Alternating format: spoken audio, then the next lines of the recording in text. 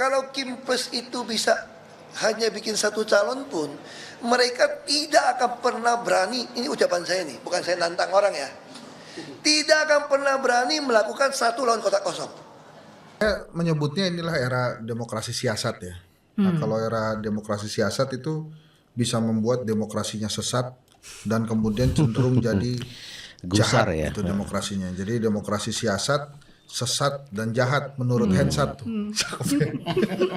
Koalisi partai-partai besar itu ya, kemudian bersiasat ya dengan jahat ya, supaya yang namanya, saya beri contoh, PKS nggak bisa mendapatkan partai pendukung lain agar bisa mengajukan Anies ya. Demikian juga PDIP misalnya tidak bisa memiliki dukungan lain untuk mengajukan Ahok di Jakarta ya, atau kemudian melawan koalisi besar di Jika itu terrealisasi, maka ya Kak, calonnya tunggal. Ya kita, kita paling menyampaikan ke rakyat. Ya kita nggak punya pilihan lain ya selain mendukung kotak kosong tadi. Ya kan itu. Bersama rakyat artinya. Begitu geramnya Ahok kepada Kim yang hanya akan menyisakan satu pasangan calon, yakni Ridwan Kamil dan Kaisang, maka dipastikan akan kalah melawan kotak kosong. Saya berani jamin, kalau Kim Plus itu bisa hanya bikin satu calon pun, mereka tidak akan pernah berani, ini ucapan saya nih, bukan saya nantang orang ya, tidak akan pernah berani melakukan satu lawan kotak kosong. Kalau dia berani, saya jamin Jakarta bisa bikin dia kalah dengan kosong. Makanya akan terjadi mungkin pola ada calon independen yang muncul.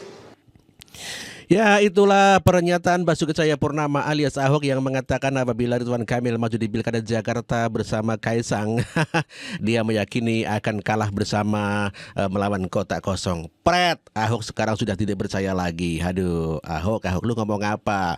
Menjelek-jelekan orang yang berjasa, Pak Joko Widodo kau ludahin. Dan sebetulnya pada saat Pilpres kemarin kamu sudah membongkar dengan segala cara untuk menjatuhkan Pak Jokowi, namun demikian ternyata kenyataannya kamu tidak dianggap dan Prabowo Gibran tetap memenangkan Pilpres 2024. Aduh, lo bisa apa, Hok? Dan kondisi politik sekarang ini membuat Henry Satrio, kemudian Ikrar Nusa Bakti, dan kemudian juga dari politisi PDIP Masinton Pasaribu menjadi tidak berkutik. Aduh, kasihan. Saya menyebutnya inilah era demokrasi siasat ya. Nah, kalau era demokrasi siasat itu bisa membuat demokrasinya sesat dan kemudian cenderung jadi Gusar jahat ya. itu demokrasinya. Jadi demokrasi siasat, sesat dan jahat menurut Hensat tuh. Jadi dengan itu partai politik ya mementingkan kepentingan dirinya ya. Ya, Dan iyalah. partai politik itu sama dengan ketua umum gitu kadang-kadang. Dia ketua umumnya menentukan nasib dirinya juga. Nah, kalau kita berbincang tentang Golkar, nah ini kan sebetulnya kita harus lihat secara holistik ya atau lebih besar gitu ya paradigmanya. Golkar kenapa kemudian ngalah Ridwan Kamil ke Jakarta? Itu karena dia percaya kadernya di sana banyak, ada Nurul Arifin, ada istrinya RK, yang kemarin membuat mereka meraih suara tertinggi kedua di bawah Gerindra waktu Pileg. Dan nampaknya Golkar melakukan ini untuk menyelamatkan Airin di Banten. Di Banten itu Airin walaupun suara atau elektabilitasnya tinggi di atas 50% di ya? atas 50% juga itu firm, bahkan kedai kopi ikutan survei. Nah itu di head to head kan dengan Andra Soni, ketua Gerindra Banten gitu ya. Nah nampaknya Golkar ingin Airin lepas dulu nih, sehingga dia melakukan trade off di Jakarta dan kemudian langsung mendukung Bobi di Sumatera Utara, padahal tadinya kan jagoannya adalah Musa Rajeksa. Nah ini memang mereka gotak-gatuk gitu, main-main catur gini, rakyat bisa apa? Kita nggak bisa apa-apa loh. Itulah jahatnya menurut saya demokrasi siasat yang berubah menjadi demokrasi sesat yang menuju jahat tadi itu. Itulah Henry Satrio yang begitu sangat geram dan kecewa sekali dikarenakan jagoannya tidak masuk ya di dalam pertarungan pilkada seperti Anies Baswedan yang dijagokan oleh Henry Satrio, sehingga mengumpat ya Indonesia demokrasi dan sesat. Dan itu kata Hensat, rasain lo. Lo nggak berkutik, makanya lo melawan Pak Jokowi. Jadi ya permainan catur Pak Jokowi sungguh luar biasa. Kamu tidak berkutik, Hensat. Karena rakyat akhirnya nggak dipikirin gitu. Nah PKS tadi menarik tadi Prof. Vikram sempat menyinggung PKS. PKS ini maunya gimana? Ya dia mau masuk lah pasti.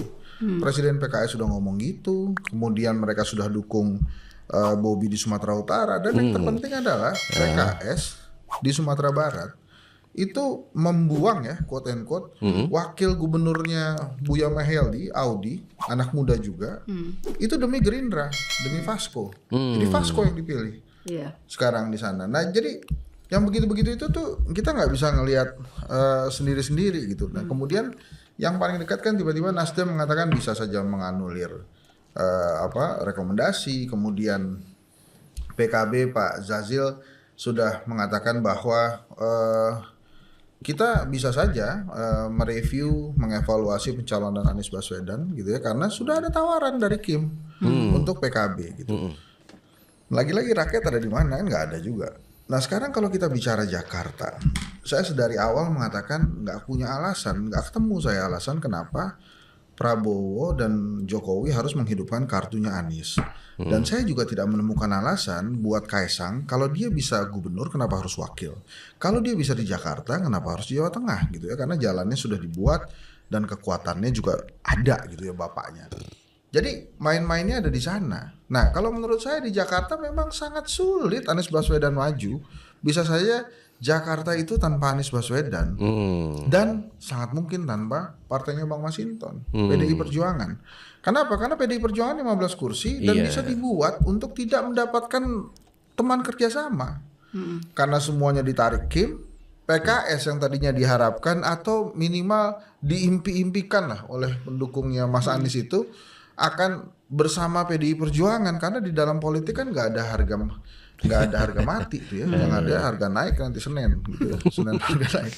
Jadi artinya bisa diubah-ubah gitu. Nah menurut saya kalau kita tarik-tarik lagi nasibnya PDI Perjuangan ini ada kaitannya dengan perang terbukanya Pak Jokowi dan Ibu Mega. Bayangkan saja kalau partai sekelas PDI Perjuangan dibuat tidak bisa mencalonkan diri gitu. Dan itu apakah bisa terjadi di tempat-tempat lain? Bisa, di Jawa Timur bisa terjadi seperti Itulah luar biasanya strategi main caturnya Pak Jokowi. Henry Satrio saja sampai tidak berkutik dan mengatakan kalau partai PDIP sebesar partai PDIP saja tidak bisa mencalonkan di Jakarta. Sehingga menurut Henry Satrio PDI dan Pak Anies atau Abah dibuang oleh Koalisi Indonesia Maju. Anies dan Bu Mega tidak berkutik di tangan koalisi Kim atau di tangan strategi Pak Joko Widodo. Kita teruskan pernyataan Hensat. Seperti itu. Di Jawa Tengah di Jawa Barat bisa terjadi seperti itu. Sumatera Utara bisa golden ticket PDI Perjuangan. Jadi dan menurut saya kalau dia mau mengalahkan Jokowi harus kasih itu kayak di Rahmayadi tuh. Karena kan ini lucu ya, era demokrasi siasat ini. Bukan Ahok ya, Sumut. Nah itu dia tuh, makanya saya katakan kenapa saya bilang seru nih demokrasi siasat atau lucu. Orang-orang yang punya elektabilitas tinggi justru terancam gak bisa maju. Itu Anies Baswedan, Airin, terus Edi Rahmayadi. Bahkan Ridwan Kamil pun sebagai yang memiliki elektabilitas tertinggi di Jawa Barat gak bisa maju di Jawa Barat. Harus ngikutin apa kata partai. Dan mungkin Ridwan Kamil juga itu sesuai dengan keinginannya kan. Dari dulu dia memang pengen masuk ke nasional, dan kalau di Jawa Barat mungkin dia merasa itu dapat capeknya aja. Kalau dia pindah ke Jakarta dia dapat skup nasional, dan kalaupun dia berpasangan dengan Kaisang paling 6 bulan habis itu dia angkat jadi menteri. Dan jadi menteri itu keinginan dia udah lama kan. Jadi buat Ridwan Kamil juga win-win juga kalau kemudian dia maju ke Jakarta asal nggak ada Aniesnya. Kan tadi Prof. Ikrar mengatakan Golkar tuh bisa kalah juga di Jakarta. Itu kalau ada Aniesnya. Kalau nggak ada Aniesnya, lawan kota kosong, itu kota kosong tuh berharap PDI Perjuangan mesinnya tuh di belakang kota kosong tuh. Jadi kekuatan pendukung Anies plus PDI Perjuangan membela kota kosong di Jakarta. Sebelum Jadi begitu ya, Henry Satrio memberikan solusi PDIP dan Anies di belakang kotak kosong. Waduh, strateginya seperti itu ya, luar biasa ya. Mereka sudah pada panik ya, seperti Henry Satrio juga panik juga ya. Anies Baswedan, Ahok itu pada panik semuanya. Aduh. ada Deddy Mulyadi dan Ridwan Kamil ke Jakarta, sinyalemennya mungkin ada satu paslon atau bagaimana? Satu paslon. Nah, bagaimana Prof Ikrar setelah melihat Jadi ini komunikasi ini? mengkonfirmasi ya apa istilahnya itu pernyataan. Artinya gini, masih yakin 3 poros atau akhirnya seperti apa ini kondisinya? Saya terus terang baru tahu perkembangan yang terbaru itu. Makanya saya juga make up my mind gitu ya, mengubah. Kenapa demikian? Tadinya saya juga nggak ngerti apa arti pernyataan pers teman saya, mantan Sekjen Partai Golkar ya, Idrus Marham, di kantor dia di wilayah Manggarai ya, kalau nggak salah 2 hari yang lalu. 2 hari yang lalu apa kemarin, yang menyatakan bukan mustahil di beberapa wilayah pilkada itu akan terjadi Kim plus melawan kota kosong. Calon tunggal gitu ya. Nah, jadi dan itu yang kemudian kalau saya berani mengatakan ya, itu yang dulu sebetulnya pada tahun 98 itu kami bahas bersama Profesor William Liddell, Bill Liddell ya. Bagaimana kita itu mencegah demokrasi kaum penjahat ya. Jadi mendukung pernyataan apa namanya itu Hensat Mas Hensat. tadi ya. Ini bukan cuma siasat, ini memang demokrasi kaum penjahat. Kenapa? Karena demokrasi kaum penjahat itu dia selalu mengatakan pada rakyat, ini kan demokrasi, pilihan rakyat, gitu kan? Nah, pertanyaan saya, apakah rakyat itu memiliki pilihan? Kalau kemudian ya, yang tadi saya katakan sebagai apa istilahnya itu, koalisi partai-partai besar itu ya, kemudian bersiasat ya dengan jahat ya, supaya yang namanya saya beri contoh, PKS nggak bisa mendapatkan partai pendukung lain agar bisa mengajukan Anies ya. Demikian juga PDIP misalnya tidak bisa memiliki dukungan lain untuk mengajukan Ahok di Jakarta ya, atau kemudian melawan koalisi besar di Sumatera Utara. Saya beri contoh begitu ya.